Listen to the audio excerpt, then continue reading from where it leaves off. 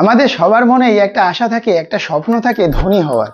কিন্তু অনেকেই সেই স্বপ্নকে আমরা সম্পূর্ণ করতে পারি, আবার অনেকে ভাগ্যের উপরে ছেড়ে দিই যে যদি ভাগ্যে থাকে তাহলে একদিন ধনী হব। কিন্তু যারা ভাগ্যের উপরে ভরসা করেন ধনী হওয়ার জন্য, তাদেরকে বলবো আপনাদের ধারণাটা সম্পূর্ণ ভুল। ভাগ্যের উপর ভরসা করে কখনোই ধনী হওয়া যায় না।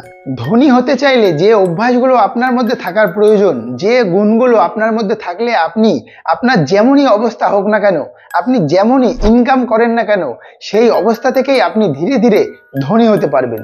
তো আজকের ভিডিওতে আমরা জানবো এমন 6টি বিষয়, যে অভ্যাসগুলো আপনার মধ্যে যদি থাকে তাহলে আপনি অবশ্যই ধনী হতে পারবেন।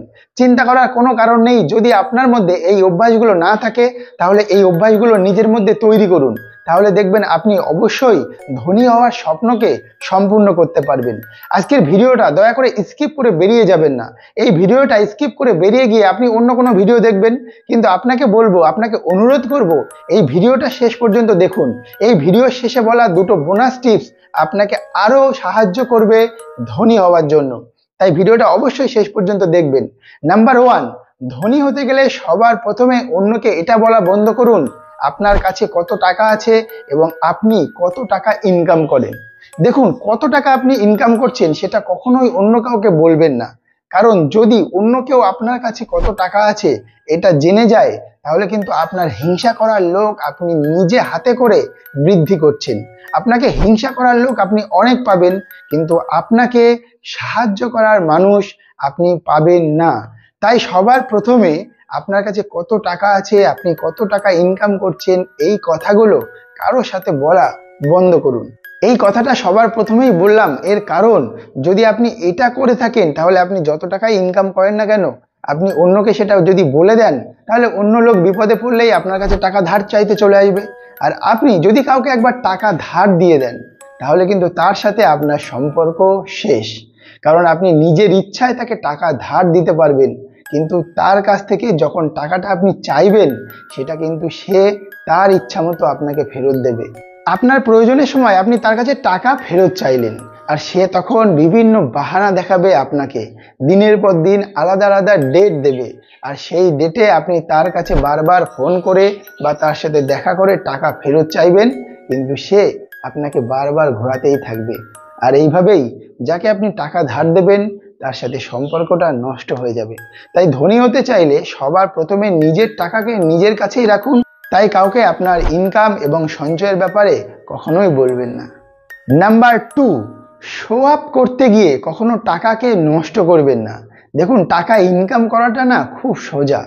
জ্ঞান বলে যে আমি তোমার কাছে অনেক কষ্ট করে যাব, তুমি অনেক কষ্টের মাধ্যমেই আমাকে অর্জন করতে পারবে, কিন্তু একবার চলে গেলে তোমার কাছেই থেকে যাব।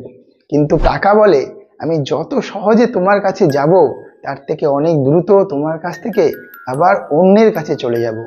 তাই টাকাকে যখন একবার আপনি নিজের হাতে পেয়ে যাবেন তাকে খুব হিসাব করে খরচ করুন। শো আপ করতে গিয়ে, অন্যকে দেখাতে গিয়ে, নিজেকে ধনী প্রমাণ করতে গিয়ে আপনি কখনোই বাজে খরচা করবেন না। দেখুন, আপনি যে ধনী ব্যক্তি সেটা প্রমাণ করার জন্য আপনাকে কিছু দেখাতে হবে না, আপনাকে দামি ফোন, দামি গাড়ি, দামি বাড়ি ইত্যাদি অন্যকে দেখানোর প্রয়োজন হবে না। আপনি যদি ধনী হতে চান তাহলে এই শো আপ করাটা সবসময় বন্ধ করুন। আপনার কোনটা প্রয়োজন আর কোনটা শখ, এই দুটো জিনিসের মধ্যে পার্থক্য বুঝুন। আমি বলছি না যে আপনি আপনার কোনো শখ পূরণ করবেন না, কিন্তু যখনই কোনো জিনিস আপনি কিনতে যাচ্ছেন সেটাকে বুঝুন যে সেটা আপনার প্রয়োজন নাকি শুধুমাত্র শখ, সেই হিসাব করেই আপনি সেই জিনিসটা ক্রয় করুন। নাম্বার 3, নিজের বিজনেস আইডিয়া অন্য কাউকে বলবেন না।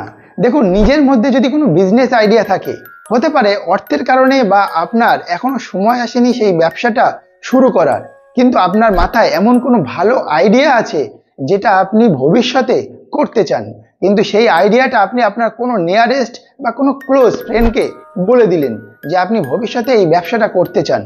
দয়া করে এটা করবেন না, কারণ যদি আপনি আপনার বিজনেস আইডিয়াটা অন্য মানুষের সাথে শেয়ার করেন তাহলে কিন্তু খুব সহজেই সেই আইডিয়াটাকে ইউজ করে সে ব্যবসা শুরু করে দিতে পারবে। আপনি হয়তো এটা ভাবতে পারেন যে যার সাথে আপনি এটা শেয়ার করছেন সে কখনোই সেই ব্যবসাটা করতে পারবে না, সেই আইডিয়াটাকে কাজে লাগাতে পারবে না, কিন্তু এটা আপনার ভুল। হয়তো সে পারবে না, কিন্তু সে সেই আইডিয়াটা অন্য কারোর সাথে শেয়ার করলো, সে আবার সেই আইডিয়াটা শুনে নিজেই ব্যবসা শুরু করে দিল। তাই নিজের বিজনেস আইডিয়া অন্য কারোর সাথে কখনোই শেয়ার করবেন না। ধনী ব্যক্তিরা, যারা ভবিষ্যতে ধনী হতে চায়, যাদের ধনী হওয়ার স্বপ্ন আছে, তারা এই কাজটা কখনোই করে না। তাই নিজের এই অভ্যাসটা আজ থেকে তৈরি করুন। যদি আপনার মধ্যে অভ্যাসটা থাকে খুবই ভালো, যদি না থাকে তাহলে এই অভ্যাসগুলো ধীরে ধীরে নিজের মধ্যে তৈরি করুন। দেখবেন অবশ্যই আপনি একদিন ধনী হতে পারবেন। নাম্বার 4, খুব ইম্পর্টেন্ট, মার্কেটিংয়ের চক্করে পড়বেন না। দেখুন, সবাই নিজের মার্কেটিংটাকে বড় করার জন্য, নিজের ব্যবসাটাকে বড় করার জন্য সব সময় বিভিন্ন রকম ফন্দি বের করছে, বিভিন্ন রকম উপায় বের করছে কিভাবে আপনার পকেটের কষ্ট করা উপার্জিত অর্থ সে নিজের পকেটে নিয়ে আসবে। আর এই চক্করেই আমরা সবসময় পড়ছি, আর এই জালে পা দিয়েই সবসময় আমরা ফেসে যাচ্ছি। তাই মার্কেটিংয়ের চক্করে কখনোই পড়বেন না। একটা ছোট্ট এক্সাম্পল দিয়ে আপনাকে বুঝিয়ে দিই। আপনি শপিং মলে গেলেন, সেখানে দেখা যাচ্ছে যে লেখা আছে 50% ডিসকাউন্ট, আর আপনি সেটা দেখে ভাবছেন এই অফার হয়তো আমি আর দ্বিতীয়বার পাবো না। একটা ঘড়িতে 50% ডিসকাউন্ট দেখে আপনি সেই ঘড়িটা কিনে আনলেন। হয়তো আপনার বাড়িতে 3টে বা 4টে ঘড়ি অলরেডি পড়ে আছে, আপনার প্রয়োজন নেই, তবুও আপনি কিনলেন মার্কেটিংয়ের চক্করে পড়ে। আপনি ভাবছেন একটার সাথে আর একটা ফ্রি দিচ্ছে, দুটো কিনলে একটা ফ্রি, আর আপনার প্রয়োজন নেই, তবুও সেই জিনিসটাকে আপনি কিনে বাড়িতে নিয়ে আসছেন। আর এতে শুধুমাত্র আপনার অর্থের ক্ষতি হচ্ছে, আর কিছুই না। ধনী হয়ে যাচ্ছে সেই কোম্পানিটা যে আপনাকে বিভিন্ন কায়দায় সেই জিনিসটা বিক্রি করছে। আপনাকে মনে রাখতে হবে এটা সম্পূর্ণই একটা বিজনেস স্ট্র্যাটেজি, আর এই স্ট্র্যাটেজিকে কাজে লাগিয়ে আপনার পকেটের অর্থকে কোম্পানি নিজের পকেটে নিয়ে আসছে। তাই সাবধান, কখনো মার্কেটিংয়ের চক্করে পড়বেন না, আর নিজের কষ্ট করা উপার্জিত অর্থ কখনোই অকারণে খরচ করবেন না। খুব সাবধানের সাথে খরচ করুন আর নিজের অর্থকে ম্যানেজ করতে শিখুন। নাম্বার 5, আয়ের থেকে বেশি ব্যয় করবেন না। দেখুন, যদি আপনি মাসে 1 লাখ টাকাও ইনকাম করেন আর আপনার খরচ যদি আয়ের থেকে বেশি হয়, তাহলে আপনার স্বপ্ন, অর্থাৎ আপনার ধনী হওয়ার স্বপ্ন, সারা জীবন স্বপ্নই থেকে যাবে। আপনি চাইলেও কোনো দিন ধনী হতে পারবেন না। যদি আপনার ইনকাম 20,000 টাকা হয় মাসে, আর আপনি 15,000 টাকা খরচ করে 5,000 টাকা সেভ করতে পারেন, আপনি তাহলে একদিন অবশ্যই ধনী হতে পারবেন। কিন্তু আপনি লাখ টাকা ইনকাম করেও ধনী হতে পারবেন না যদি আপনি আপনার ব্যয়কে নিয়ন্ত্রণ না করতে পারেন। যদি আপনার খরচ আপনার আয়ের থেকে বেশি হয়, তাহলে আপনার পক্ষে কখনোই ধনী হওয়া সম্ভব না। আর এটাকে আপনি নিজে বিশ্বাস করতে শিখুন যে আপনাকে সবসময় আপনার আয়ের থেকে কম ব্যয় করতে হবে। তাহলেই আপনি ভবিষ্যতে আপনার ধনী হওয়ার স্বপ্নকে সম্পূর্ণ করতে পারবেন। নাম্বার 6, ইনভেস্ট করতে ভয় পাবেন না। আপনার অর্থকে আপনি তো বাঁচিয়ে নিলেন, কিন্তু সেই অর্থকে যদি আপনি ব্যাংকে ফেলে রাখেন, তাহলে কিন্তু ব্যাংকে পড়ে থেকেই সেই টাকাটা নষ্ট হয়ে যাবে। তাই আপনাকে ইনভেস্ট করতে হবে। কোথায় ইনভেস্ট করবেন, কিভাবে ইনভেস্ট করবেন, তার জন্য আপনাকে শিখতে হবে।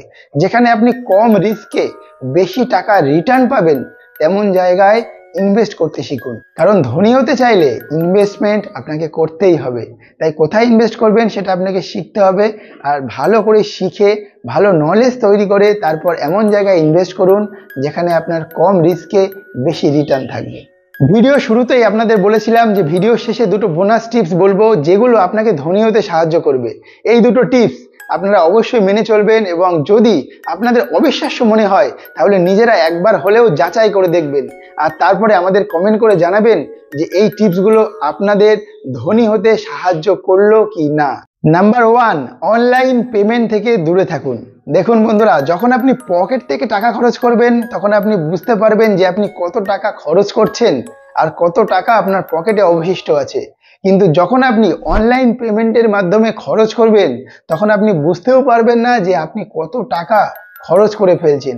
আর অনলাইন পেমেন্টের মাধ্যমে খরচ করলে আমরা রিয়ালাইজ করতে পারি না যে আমরা কত টাকা খরচ করে ফেলছি এবং এই অর্থের গুরুত্ব কতখানি। তাই কখনোই অনলাইন পেমেন্ট করে জিনিস কেনাকাটা করবেন না।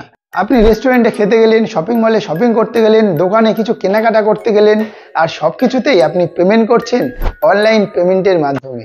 আর এখানেই আপনি সবচেয়ে বড় ভুল করছেন। আপনি কখনোই এটা করবেন না। আপনার অ্যাকাউন্টে কত টাকা ছিল আর আপনি সারাদিনে কত খরচ করে ফেললেন, এটা যদি আপনি রিয়ালাইজ করতেন, হয়তো আপনি সেই টাকাটা খরচই করতেন না।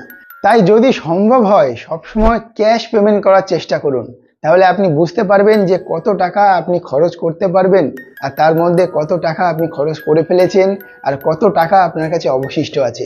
একবার জিনিসটা ট্রাই করে দেখুন, অবশ্যই এটা আপনার পজিটিভ বেনিফিট দেবে। বোনাস টিপস নাম্বার 2, যে অনলাইন শপিং অ্যাপসগুলো আপনি ব্যবহার করছেন আপনার স্মার্টফোনে, সেই অ্যাপসের নোটিফিকেশান বন্ধ করে দিন। দেখুন, শুনতে অবাক লাগলেও এটা সত্যি। আপনি যখন ভালো মুডে থাকেন, আপনি যখন হ্যাপি মুডে থাকেন, তখনই যদি আপনার ফোনে একটা নোটিফিকেশান আসে যে আপনি অনলাইনে আপনার কার্টে বা আপনার উইশ লিস্টে এমন কিছু অ্যাড করে রেখেছিলেন যেটার প্রাইস 10% বা 20% কমে গেছে, আর তখনই আপনি সেই জিনিসটার নোটিফিকেশান দেখে তাকে অর্ডার করে দিলেন এবং আপনার কষ্টের উপার্জিত পয়সা আপনি সেই কোম্পানিকে দিয়ে দিলেন।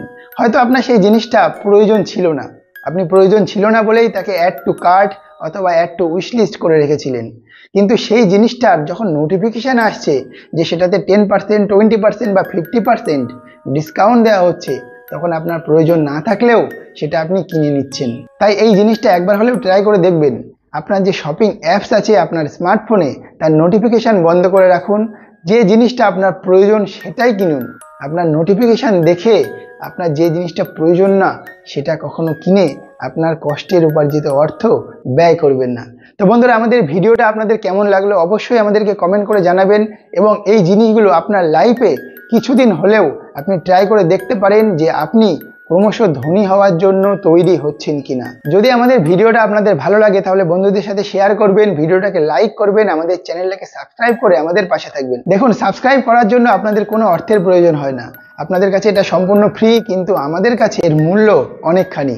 তাই আমাদের চ্যানেলটাকে সাবস্ক্রাইব করে আমাদের পাশে থাকবেন, আমাদেরকেও সাহায্যের হাত বাড়িয়ে দেবেন।